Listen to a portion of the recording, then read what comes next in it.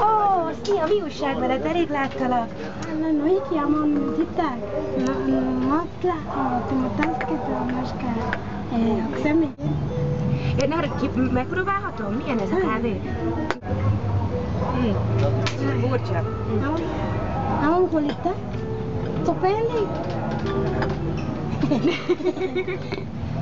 De finom, csak nem tudom, van valami íze, amit nem értek, hogy micsoda. Oké. És amúgy hogy vagy, mi újság, mit csináltál ezen a héten?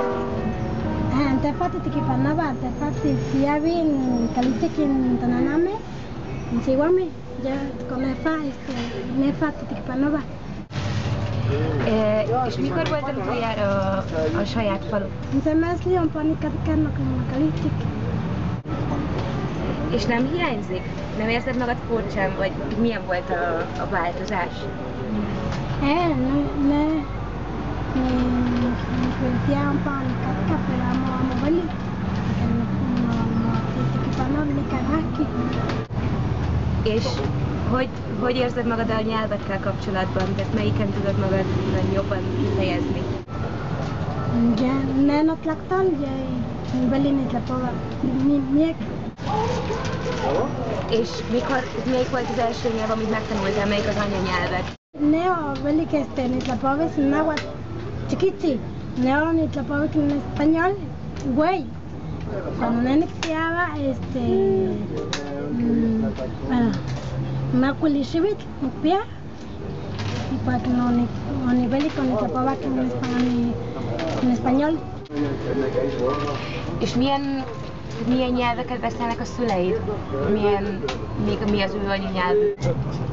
Nana tlapova náhuatl, no tata tlapova mazateco, nochtinome tlapova en español. És nem tudok mit mondani többet. Sí, ¿verdad? Por decir lo que sea. De hecho, estoy diciendo puras groserías. ¿No me entiendes? Por ella también, quién sabe. Traducción. Nenik nekinias mi hueca, nenik nekinias Europa, París, Hungría, Motlali. Jaj, micsoda meglepetés, nem sokan már akar igazából Magyarországra jönni. De és miért pont ezekre a helyekre szeretnél menni? És el tudod képzelni az életedet egy másik országban, vagy csak pusztán utazás céljából mennél?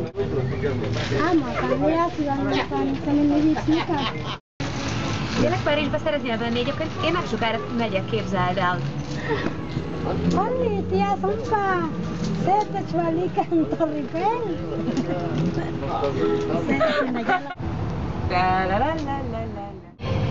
Persze, küldök neked egyet, ne aggódjál, persze próbálok majd, csak nem tudom, hogy mennyi időbe telik, ameddig megérkezik. Quali, colca. Sangemania tiktitlanis.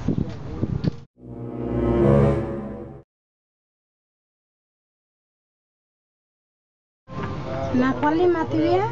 Un pa Sangemania tiktitlanis. Persze, ne aggódjál, legyen szép napod, mosolygós napod.